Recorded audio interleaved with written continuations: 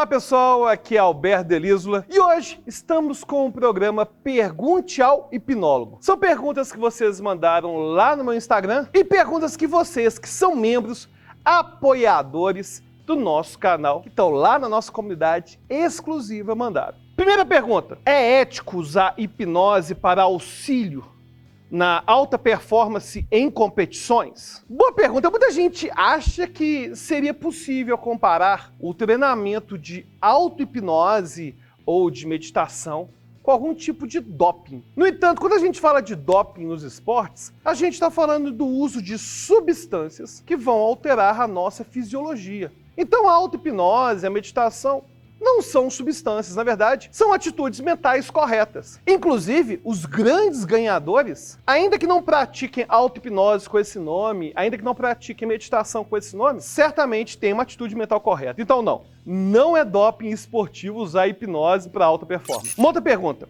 uma pessoa com ansiedade crônica consegue se hipnotizar para se acalmar? Olha que interessante. Quando a gente pega as raízes da hipnose, logo após Freud, pensando na psicologia do comportamento, com Clark Volpe, criador da dessensibilização sistemática, que inclusive era um psicólogo comportamental e também era hipnotista. Quando a gente pega as raízes da hipnose na psicologia do comportamento, os primeiros usos da hipnose era justamente para isso: combater a ansiedade. Você já deve ter visto que, apesar de hipnose não ser sinônimo de relaxamento, é muito comum as induções hipnóticas serem algum tipo de relaxamento. E isso não é à toa. E foi justamente então Volpe, que ao pegar as ideias de outro pensador, na verdade, Jacobson, que criou um relaxamento bem famoso, relaxamento de Jacobson, foi Volpe que percebeu que o corpo não consegue ficar relaxado e ansioso ao mesmo tempo, e que o relaxamento poderia ser utilizado para controlar a ansiedade. O início da dessensibilização sistemática, que é uma técnica para controle de fobia, surge daí. Então, na verdade, existem induções hipnóticas baseadas em relaxamento que podem ajudar e muito a controlar a ansiedade. Outra pergunta boa: salve, me pergunto como proceder em relação a psicólogos que acreditam na hipnose, mas falam que ela não serve na clínica. Ótima pergunta. Na verdade, definir o que é hipnose é muito complicado. Por exemplo, se eu penso nas alterações fisiológicas que o processo da hipnose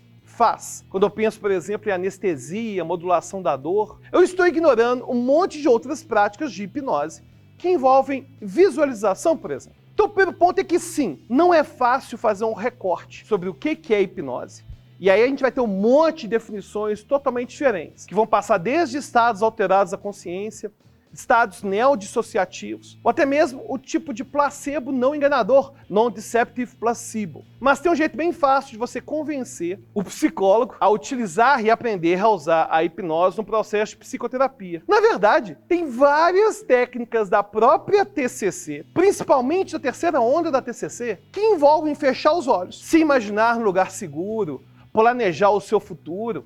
Ou seja, a própria TCC já tem um monte de técnicas que podem ser interpretadas como o uso da hipnose. Agora, se ele quiser ver sobre meta-análises, já tem meta-análise envolvendo o uso da hipnose associada à TCC na depressão e na ansiedade. Inclusive, link na descrição do vídeo. É possível utilizar a hipnose em terapias comportamentais? Você poderia dar exemplos de aplicação? Excelente pergunta. Na verdade, quando a gente pensa na hipnose baseada em evidências, a gente está justamente falando da hipnose sendo associada a alguma prática de terapia comportamental, geralmente as TCCs. E é bem fácil explicar como que a hipnose poderia ser utilizada num contexto de terapia comportamental. Quando a hipnose é utilizada junto com a terapia comportamental, ela permite não só o aumento do engajamento e da motivação do cliente, não só isso. Ela permite também a criação de simulações. Uma simulação que você faz, por exemplo, da pessoa imaginar-se dentro de um avião, e imagina que ela tem medo de voar de avião,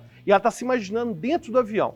Imaginar-se em hipnose, devido ao próprio ritual de hipnose, é bem mais poderoso que simplesmente fechar os olhos e fazer aquele processo imaginativo. Então a hipnose acaba potencializando todas as técnicas de visualização. Qual o tempo máximo que uma hipnose pode durar com e sem estímulos do hipnólogo? Essa pergunta é bem interessante, porque ela traz com ela uma pergunta que é: quanto tempo dura uma sugestão? E na verdade, o tempo que uma sugestão dura é extremamente relativo. Tem pessoas, às vezes, que escutam uma sugestão quando são pequenas. Nossa, camarão é ruim, não coma. E a pessoa começa a sentir aquele gosto para sempre. Às vezes, sugestões do tipo, você é burro, você não consegue aprender nada, duram a vida toda. Mas se a gente pensar em sugestões que envolvem alteração da percepção da realidade, o que a gente chama de sugestões ideocognitivas, uma amnésia, uma alucinação, geralmente elas se desfazem em pouquíssimos minutos. E esse foi o Pergunte ao Hipnólogo. Quer mandar mais perguntas?